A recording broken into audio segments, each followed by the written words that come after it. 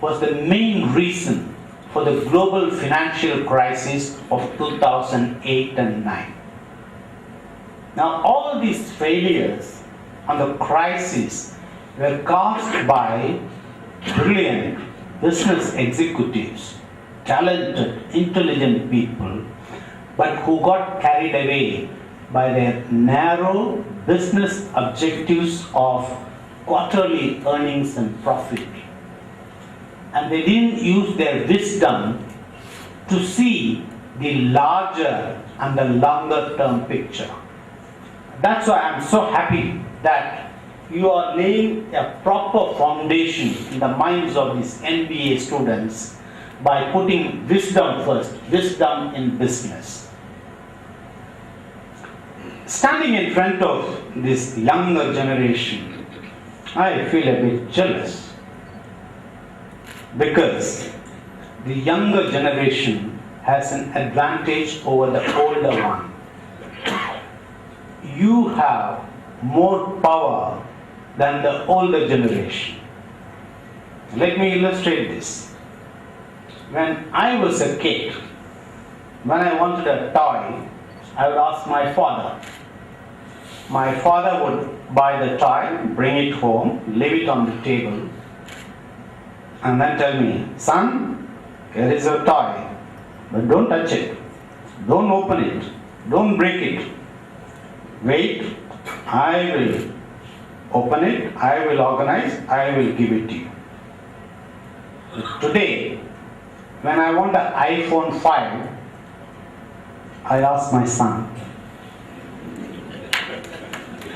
And he buys, brings it home, leaves it on the table and says, Dad, here is your iPhone 5s, but don't touch it. Don't open it, don't break it. I will organize, I will configure everything.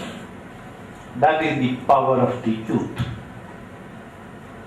During my days, we were more pessimistic and fatalistic about India. But today, the youth sitting here are more confident and more optimistic. Let me illustrate this with a story.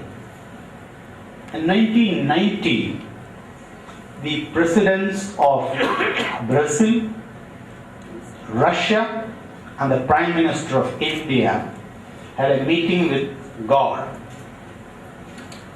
They wanted God's help to solve the problems of their countries.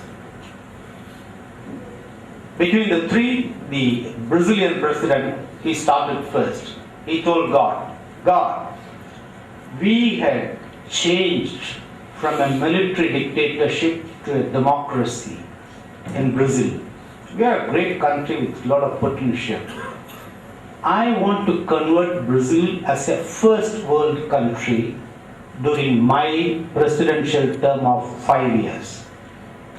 The God looked at him and said, sorry, it's not possible during your term. It will take another 30 years. So the president of Brazil started crying. Then it was the turn of the Russian president. The Russian president said, God, we had done a historic change by changing from communism to democracy. Now, I want to see my mother Russia as equivalent and wealthy like United States during my term of 5 years. The God said, sorry, it's not possible during your term. It will take a generation. So the Russian president started crying. And then it was the turn of the Indian Prime Minister. But before the Indian Prime Minister opened his mouth, the God started crying. And God said, Mr. Prime Minister, I know what you are going to ask, but that is not possible during my term. That was in 1990, before the reforms. But now, in 2014, there's a young guy from TCS. He sends a message in WhatsApp to God. God, I want to meet you. God gives an appointment. He goes, and God says, hey young man, I already told your Prime Minister, it's not possible during my term. But this young TCS guy tells God, God, I'm not here to ask for a favor from you. I'm here to give you a proposal. Why don't you outsource your work? Give it to my company. We'll do that 1/3 of the cost and most optimally. So that is the new confidence and optimism of the young people. During my time when I was young, to become a CEO, to become wealthy, to become famous, we had to wait till we reached the metallic age. You know what is metallic age? Silver in the hair,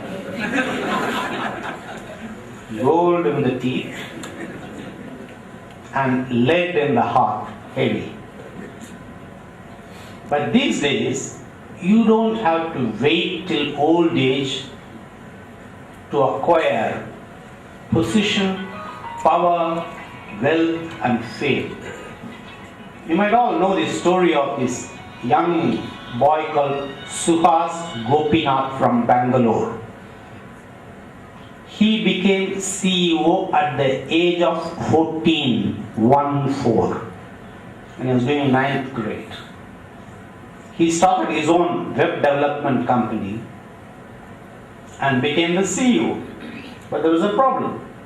He couldn't register the company because he was a minor. So he registered over the internet in United States. And seeing his talents and capabilities, an American company gave him an offer. They said, oh, you're a bright kid. Why don't you come over to the United States? We will give you a job and we'll also finance your higher education. But this 14-year-old boy in 2000, he told them, sorry, I want to be my own boss. I want to be CEO of my own company. So he stayed on. Today, he is a multi-millionaire, employing 200 people with offices in the United States, Europe, Australia, and Singapore, besides India. So that is why my first advice to these young MBA graduates is that you don't have to wait till the metallic age.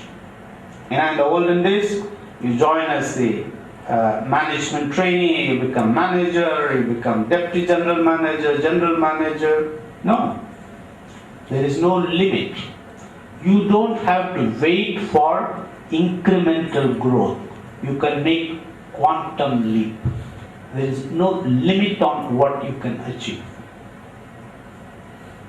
Also, while standing in front of you, I'm conscious that many of you would come from poor, rural family background with lots of challenges and many handicaps.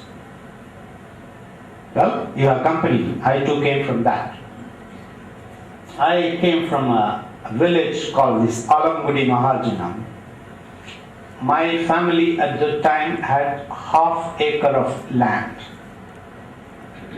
My mother is 100% illiterate. And my father is 90% illiterate. He could read a bit in Tamil and count. For example, he could read Brandi Kadai, wine shop, and he could count Ace, Jack, King, Queen, 10 points each in rummy.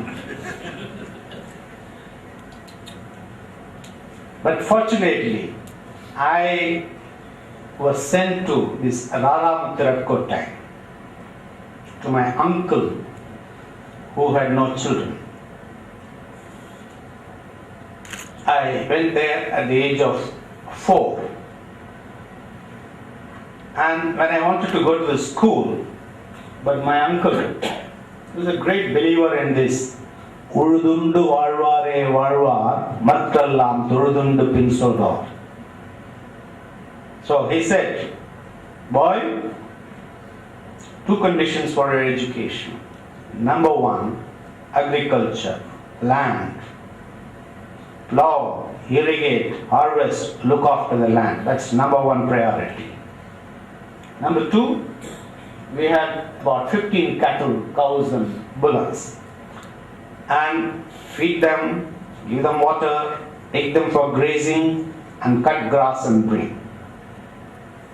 Well, if you do these two commitments, then you can go to school. So I went to the elementary school in the village. Then afterwards, when I finished 5th grade, so my uncle said, enough. Because there was no more in the elementary school. So I had to go to Mariamman Kovil, which is 4 kilometers to the west. I went there. We had a higher elementary school from 6 to 8. And fortunately, during my time, it got upgraded to a high school. So from 8th grade, we went to 9th grade, 10th, and then we reached this SSLC, Secondary School Leaving Certificate. And we were all so scared. How do we write SSLC? We had to come to Tanjavur to write that exam, because our school didn't have a center. But when we reached the 11th grade, in addition to the boys who were my classmates, 4 other guys from other schools who had failed, they had come and joined in our school because they were great kabaddi players. So we all went to these 4 guys and said, hey guys, you should tell us the secret. How do we prepare to pass this SSLC? They looked at us and said, forget it. Don't think of passing the SSLC exam before 3 attempts. The first attempt is to familiarize yourself, to get a feel of it. Second attempt, you understand the subject and the questions. And third, with luck, you might pass. After the school, then I went to the college, the Spundi Pushpam College. And my uncle allowed me reluctantly. But I had 2 problems in the college.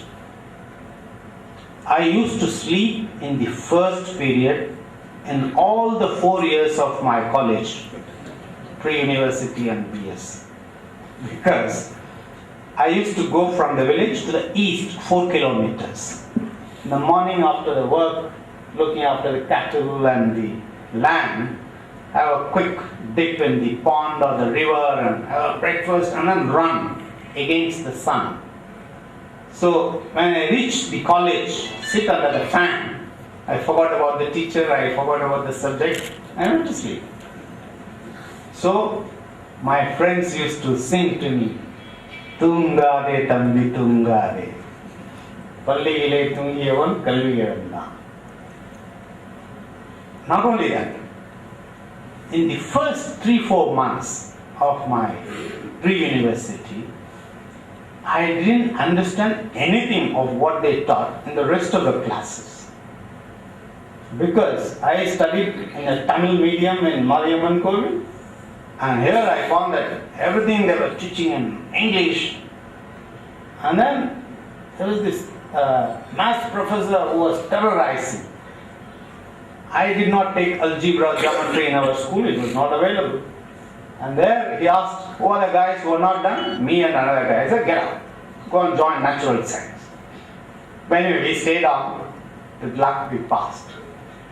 But the point I want to mention to my young friends from this rural area is that you have to have the belief in yourself, going beyond the circumstances, going beyond the challenges, and going beyond the handicap.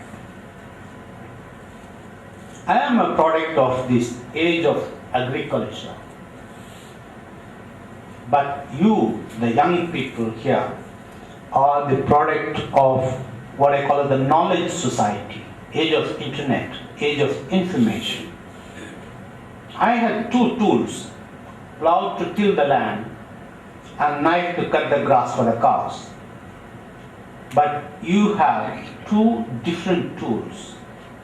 You have computer and you have internet. You connect the two and connect to the head. And you can conquer the world. The world is yours. You can become rich, you can become famous, you can become a great entrepreneur. Great tools. And not only that, you can acquire on your own knowledge and skills by using the tools yourself. And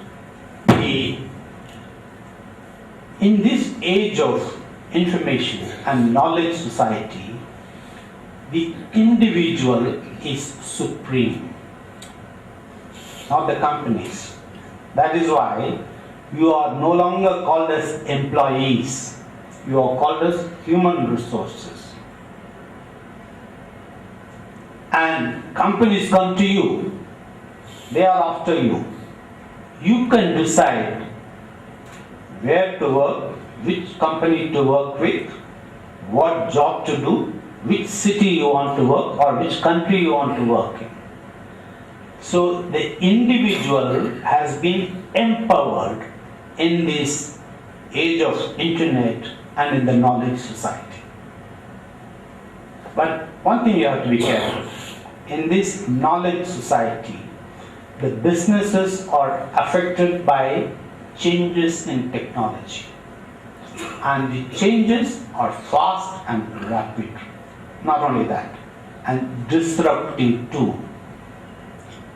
Technological changes can kill your business, destroy your business, and create new businesses, new opportunities.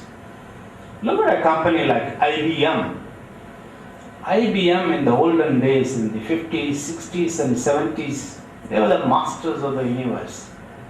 Governments and corporations, when they wanted IBM mainframe, they had to go and literally beg them. And you can't negotiate the prices. They would dictate the prices and terms and conditions because they had these big mainframe computers. I got wiped out by these powerful PCs with technology. So then they started PCs. And even that they couldn't sustain, and they sold it to Lenovo. Today, what is IBM? It is just a consulting company based on human resources. That is why it is essential for you in this age of knowledge society to keep track of the changes in technology and learn new ones and adapt yourself to these changes.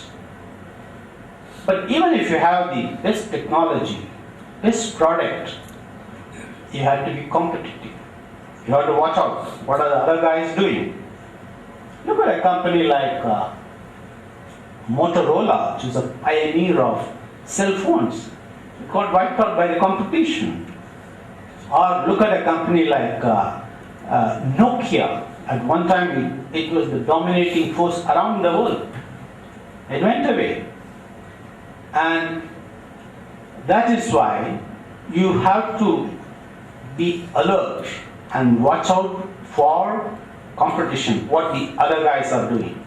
There used to be social media networks called MySpace, Orkut. Where are they now? They have been overtaken by Facebook. Now let me illustrate the need for being competitive with a little story. There was an American and Chinese business executive. They were doing trekking through the jungles and felt a bit tired. They came and rested under a tree, removed their shoes, relaxed, having food and relaxing. And then they heard the roar of a lion. So the Chinese guy immediately got on and put on his running shoes. But the American looked at him and said, "Hey, my friend, do you think you can outrun the lion? He's going to get both of us. We have the breakfast for the lion today." But the Chinese guy looked at the American and said, "My friend, I don't have to outrun the lion. I just have to run faster than you." That is competition. Let me tell you another story closer to my place. We had this train service from Tanjavur to Pundi. The college students used to create so much of nuisance over there. So there were 3 boys from Pundi and 3 boys from Tanjavur. They were traveling from Pundi to Tanjavur by train. The 3 Pundi boys bought 3 tickets, and the 3 Tanjavur boys bought 1 ticket. So when the train reached near Mariamman Kovil, the ticket conductor came. As soon as the ticket conductor came, the 3 Tanjavur boys quickly ran into the bathroom, shut the door and locked it. And the ticket conductor, he saw somebody in the bathroom, so he knocked. So one guy just took out the ticket and just showed like this. So the ticket conductor punched the ticket and rented it. Smart. So the Pundi guys were impressed. Next time, for the return journey from Tanjavur to Pundi, the Pundi guy said, "Hey, let's also buy just 1 ticket." So the Pundi guys bought 1 ticket and the Tanjavur guys bought no ticket.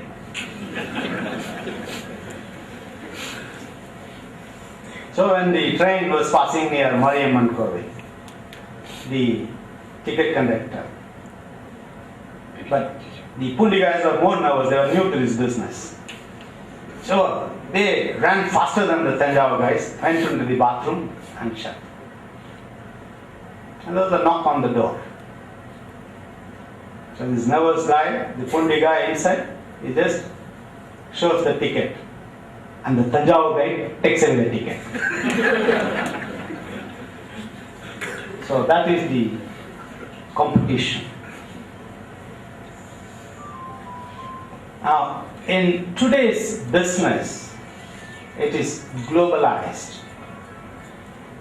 And the world is so interdependent, interconnected.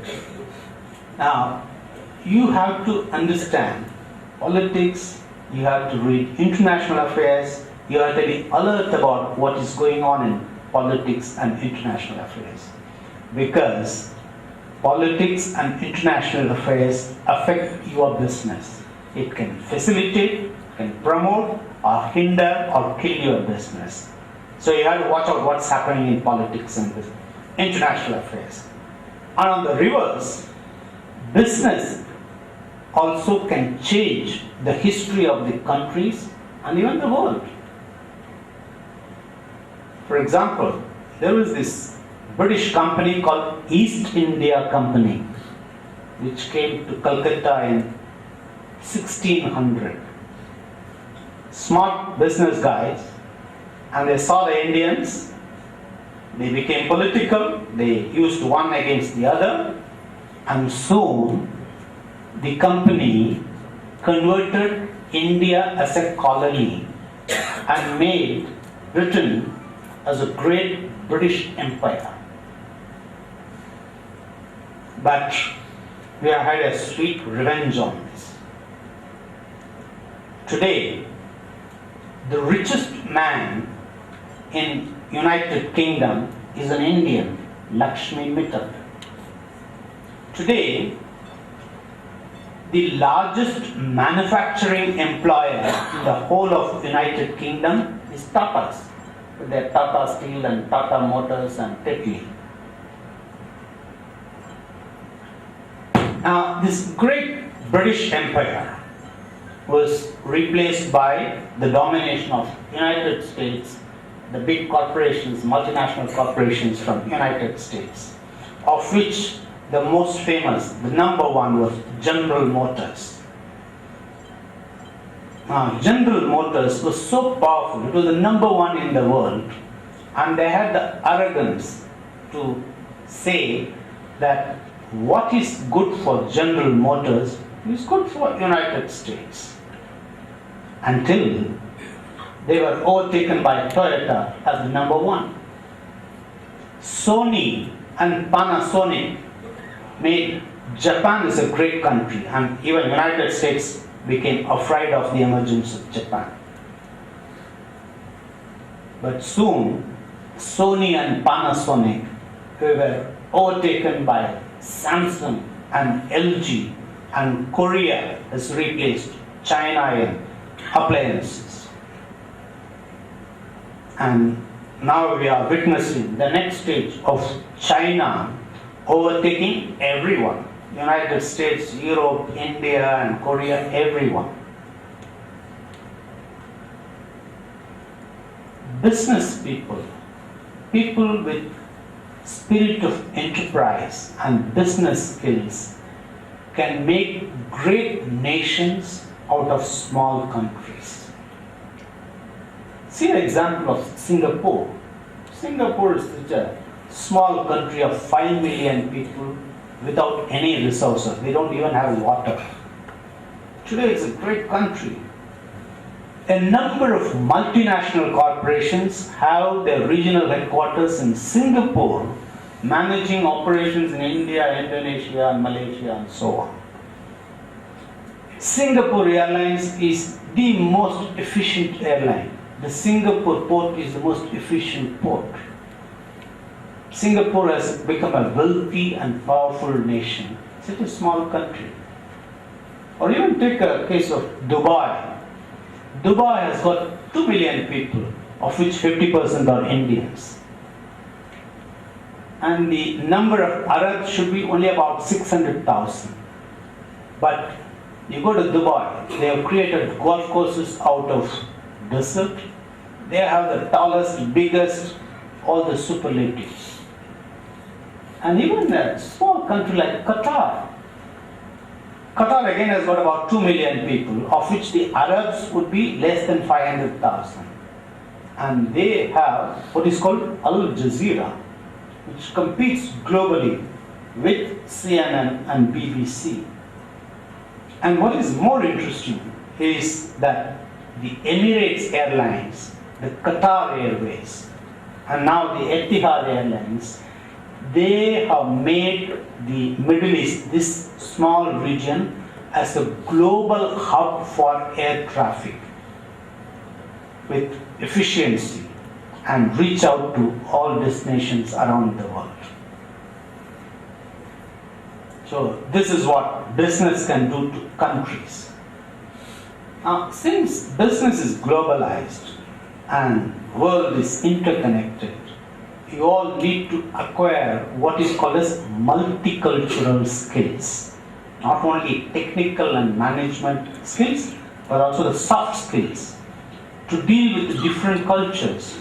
Like for example, if you deal with the Japanese, they are very formal, you do this.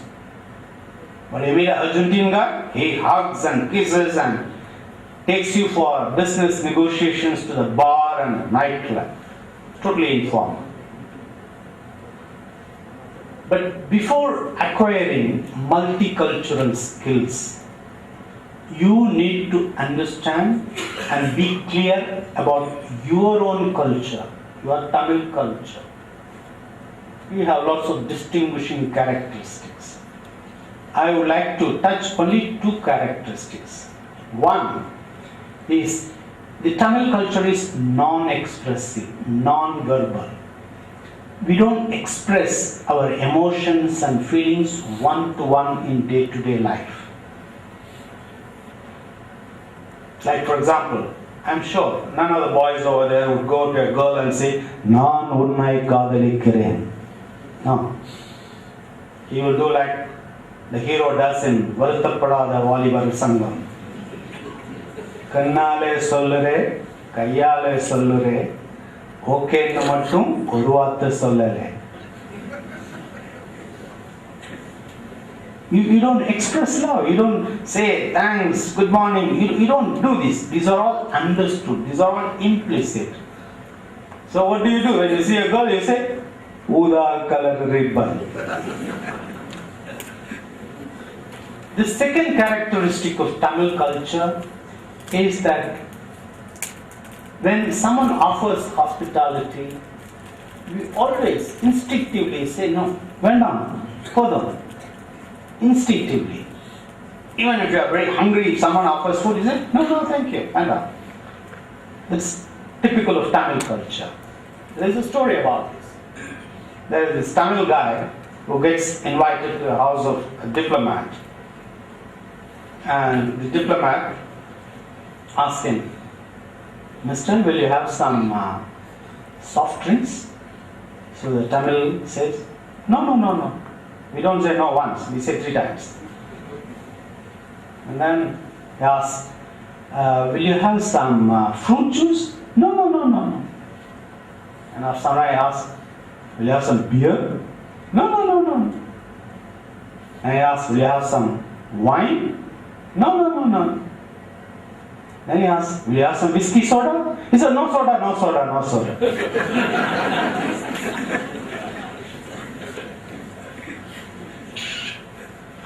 Well, you are all studying MBA, Master of Business Administration. But before mastering your business administration, you need to master your body and the mind. Body, you have to eat, of course, healthy, nutritious food. I'm sure you have a gym here, you will be doing a lot of exercise. I must tell you that the best part of my day is when I come out of a shower after the gym. I feel so good with myself. I'm on top of the world. My mind is clear. Besides doing exercises and keep your body fit, you need to involve yourself in sports and games. Apart from the exercise part of it, you develop this attitude called sportsmanship. You are able to accept winning and losing, and then you develop this team spirit, which is very useful to succeed as a professional. In my own case, I am passionate about golf. I have golfing buddies all over India and all over the world. Wherever I go, I play with them. I found this very useful in my profession, because golf is a game where you play with 3 other people. We play foursome, and you spend a minimum of 4 hours in the game, walking leisurely 6-7 kilometers, talking in between the shots, and you develop great friendship, partnership. I met so many businessmen, so many diplomats, people from different professions. I found it very useful. Of course, I know that there is no golf course here in Tanjavur. Whenever you get an opportunity, you must do. The other thing is controlling your mind, keeping it positive and also keeping it active by writing, reading. I liked reading biographies, autobiographies. I don't know, you might have read Steve Jobs. What is amazing is that he was humiliated and he was thrown out of Apple by his own company. But he came back, resurrected himself, and made Apple as a great company. But the thing is, while you can read about others and get inspiration from the success of other people, you shouldn't try and imitate Steve Jobs or Bill Gates. You have to be yourself. You have to be true to your own identity based on your strengths and your weaknesses. Now, I told you that you have to control and master your body and mind. But I would also like to advise you that you must decontrol your heart. Don't try to control. Leave it open, loose, let it have friendship, let it fall in love. They say that all love letters are foolish. But if they are not foolish, they are not really love letters. So you should let your heart open. At the end of the day, you might be the CEO, you might have all the money, and you might have all the fame, but you may not be happy. You might be miserable in personal life. So that happiness comes with a good heart. That is why I tell you, decontrol your heart. Well, after doing your MBA, getting the degree, I would like to caution you, don't get carried away by the master of business administration. Because many great businesses have been built by people who never did any MBA. Bill Gates, Mark Zuckerberg, Steve Jobs, they never went to any MBA school. And they built great businesses. And there were others who never went to college and they built great businesses. Like Richard Branson, who built up this Virgin brand. He had dyslexia when he was in the school. He had problems in reading, memorizing and working.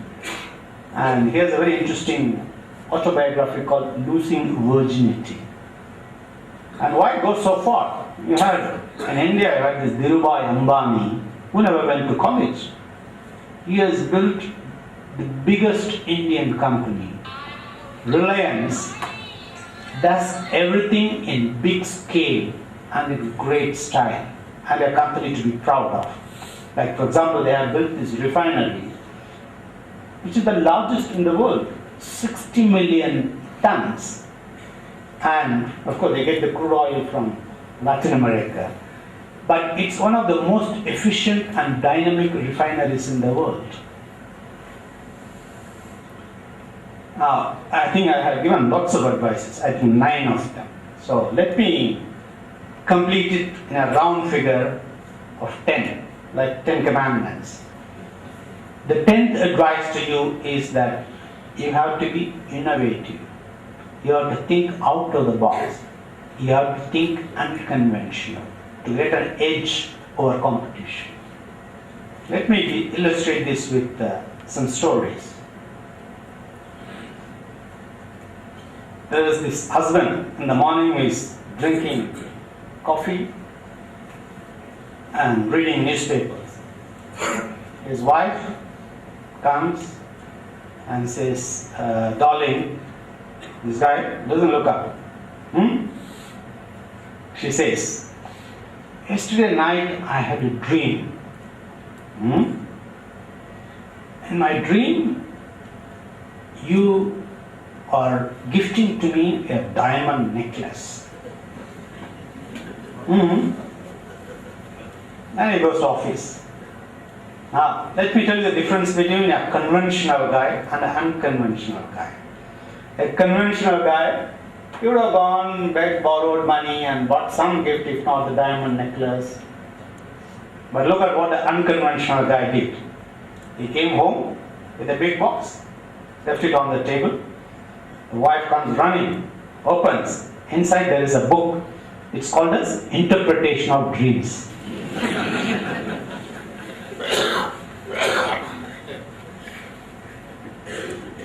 Then there is a conventional boy and an unconventional boy dating a girl. What does a conventional boy does? He buys 2 cinema tickets, goes to the girl's family and says proudly, I've got 2 tickets for the latest show. So the parents say, okay, take the daughter. What does the unconventional guy? He goes to the family with 3 tickets. He says, he tells the girl, 1 for your father, 1 for your mother, and 1 for your little brother. Let them go to the theatre, we will take the house. Let me tell you a last unconventional story. there was this Indian ambassador who was invited to a banquet by the Queen of England. So when he was getting down from the car, so the Pakistani ambassador also walked by. And he being mischievous, he wanted to tease the Indian guy. And he said, the Pakistani, Mr. Ambassador, so let's have a small bet when we go for the dinner. What's that? Let's see who can steal the maximum number of spoons from the Queen's table. For each spoon, $1,000. 3 spoons there.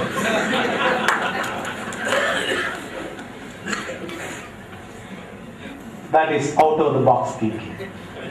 Well, I would like to conclude by wishing the Parisutham family and the management and the faculty continued success of this great school of business. And I would like to wish the younger people who have an advantage over me great careers and future. Thank you very much.